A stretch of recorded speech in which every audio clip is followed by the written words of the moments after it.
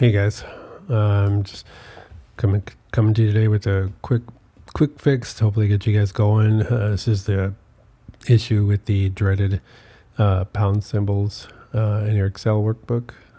So you can see here, if we click on the field, shows pound symbols, but yet it is actually populated with about 12 different sevens there. So, but in our workbook, it's showing these pound symbols. So what we want to do here, it's really a quick fix. There's two really simple ways.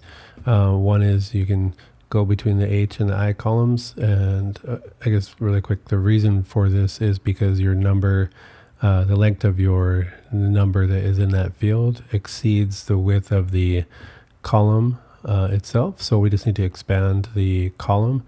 So if we bring this out here, you can see there's my number, all sevens, looking good. But we put this back, there's another way to do it, which is technically my personal favorite. So I think it's a little bit cleaner.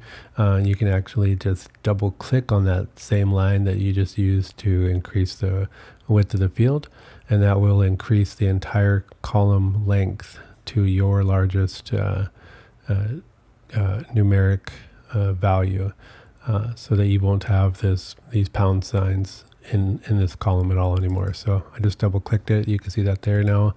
We've got the numbers showing. So hopefully this was helpful, you guys. Please leave any questions or comments down below. Thanks a lot.